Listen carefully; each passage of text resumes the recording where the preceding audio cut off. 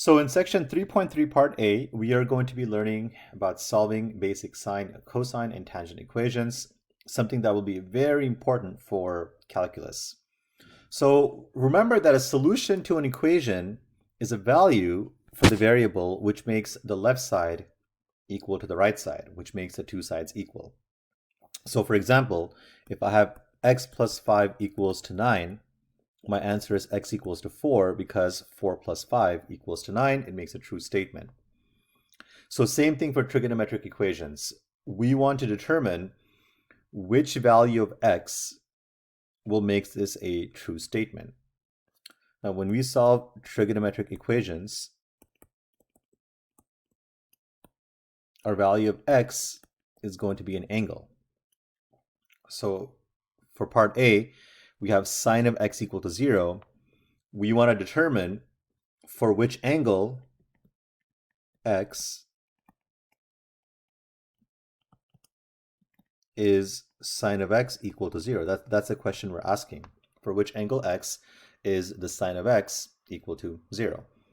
So a quick reminder that sine is associated with the y value on the unit circle, and cosine is associated with the x value on the unit circle. So if I have sine of x equal to 0, then we got to determine sine is associated with the y value, for which angles have a y value of 0. So the question I'm asking here is which angle or angles have a y value of 0. Now let me go around the unit circle. I have a y value of 0. So this is 0, this is pi over 2, this is pi, this is 3 pi over 2, and then back to 0, or 2 pi. So the question is, which angle or which angles have a y value of 0?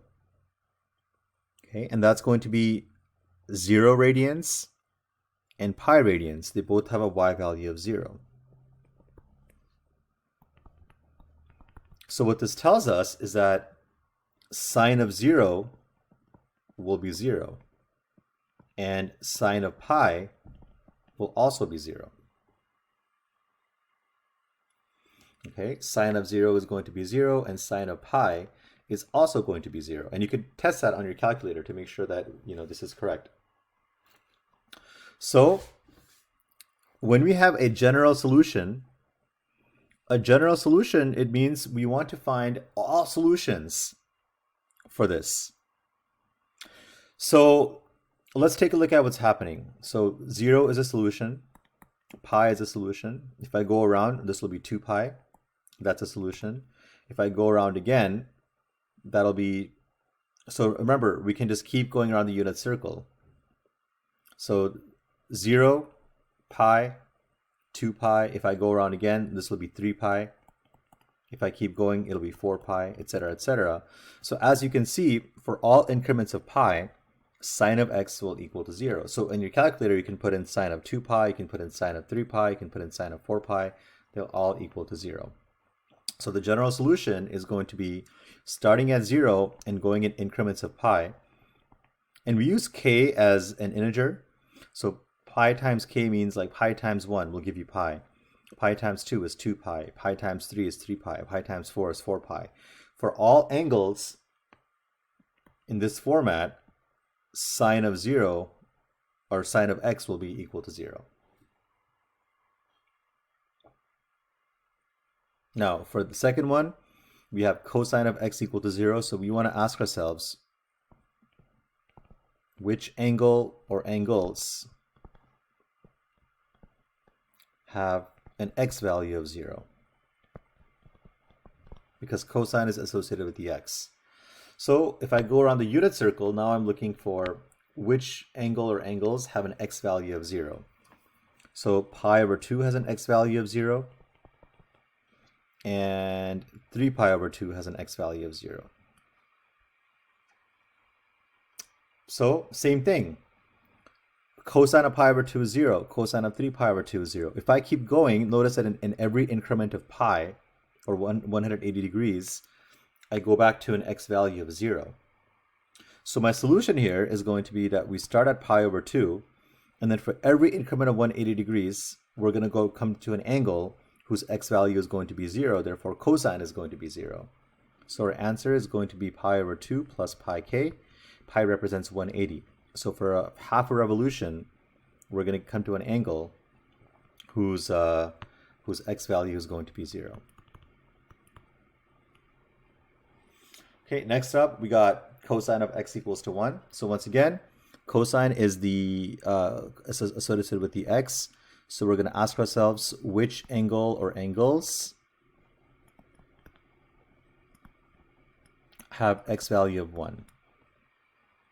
Okay, so let's go around the unit circle and find out which angle has an x value of 1. So the x value of 1 happens here at 0. Now, when is the next time an x value of 1 occurs? So here x value is 0, here x value is -1, so we don't want that. Here x value is 0. The next time we have an x value of 1 is when we come a full revolution to 2 pi. So at 0, we have an x value of 1, and then you make a full revolution, which is 2 pi, has an x value of 1.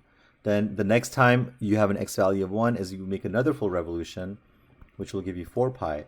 So this time we have to go around 360 degrees before we get back to an x value of 1.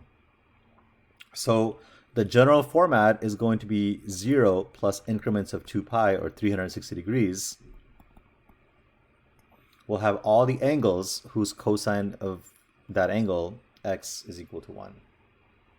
So the question you ask yourself is, okay, so which angle has, for the first one, has a y value of 0? And that's going to be 0 radians. When does that happen again? When is the next time we have a y value of 0? That happens again at pi. Happens again. So we're going in increments of 180. 180 is going to be pi times k. But if we're going in increments of 360, so the next time we have an x value of 1 is when you go full revolution, then it's going to be 360 increments, which is 2 pi times k. Letter D, we have a sine x equal to 1. So the question we're asking ourselves is, sine is y value, so which angle or angles have a y value of 1? So let's take a look. Y value of 1 occurs here at pi over 2. When does it happen again? So if I keep going, y value of 0, y value of -1, y value of 0, the next time it happens is when I make a full revolution, when I go 360. So a full revolution, or 360, is going to be increments of 2 pi, so that'll be 2k pi. Cos x equals to -1, so cosine is the x value. Which angle has an x value of -1? That's going to be this angle here, which is going to be pi. Now, when does this happen again? When's the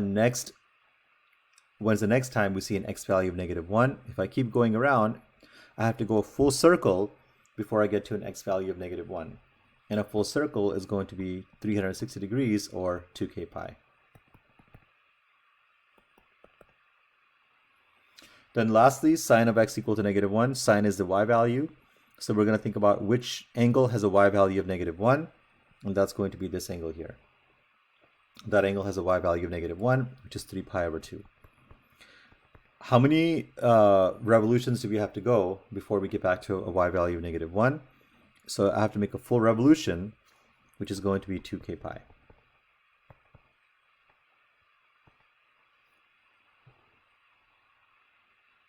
Okay, so for this part, think of questions that you guys have for me for class.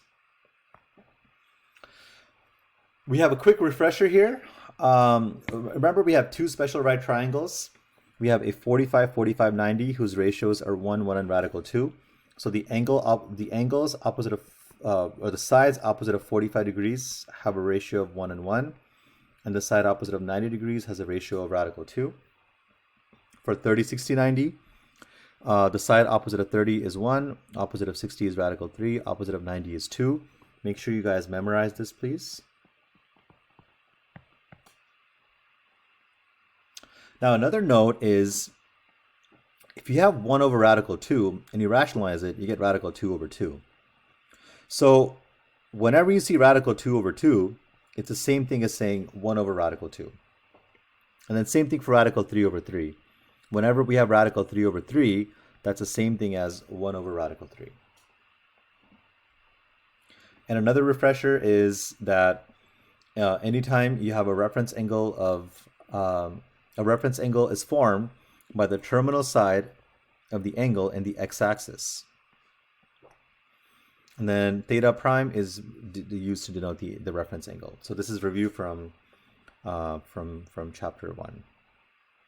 Now let's take a look at a problem. So whenever you see radical 2 over 2, rewrite that as 1 over radical 2. And whenever you see radical 3 over 3, rewrite that as 1 over radical 3.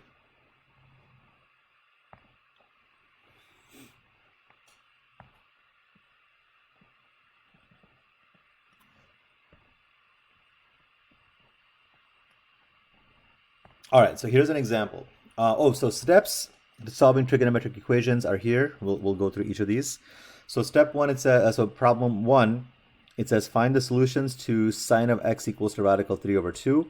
Now this time we don't want all the solutions like we did in the first example here. We wanted all the solutions in general form. We just want the solutions from 0 to 2 pi.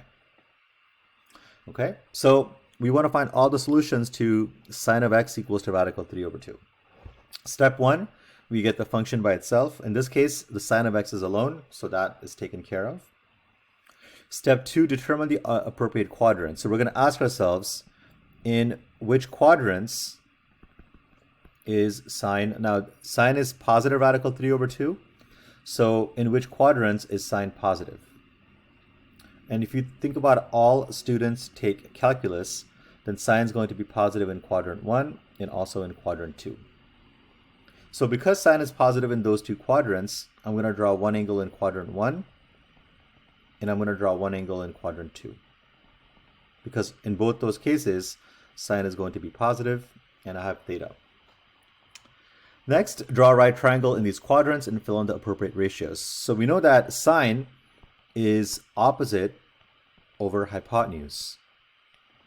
So for each of these triangles, for sine of theta, or sorry, in this case is x, so I'm going to actually use x. So for sine of x, the opposite value is radical 3, and the hypotenuse is 2.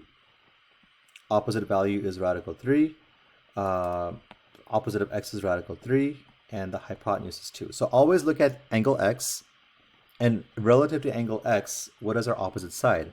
It's radical 3. What is our hypotenuse? It's 2. Then figure out what is x equal to.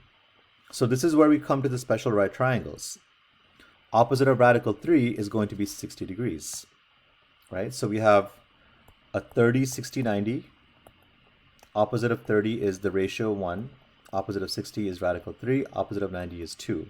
Since x is opposite of radical 3, x has to be 60 degrees. So look at your side and think about which angle has to be opposite of it.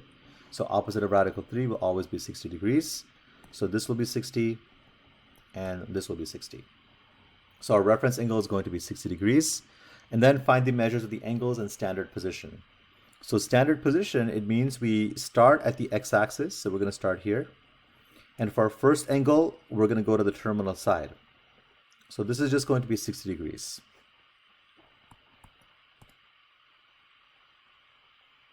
Now for the second angle,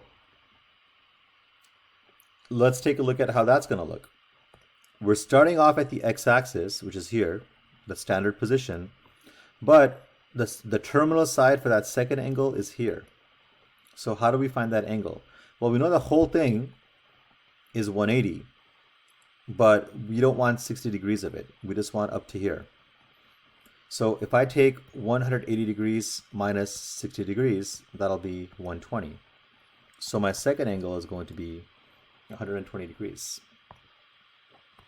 And I have to convert these to radians, so I can multiply this by pi over 180, multiply by pi over 180. and this will be pi over 3, and then this will be 2 pi over 3 if I reduce it.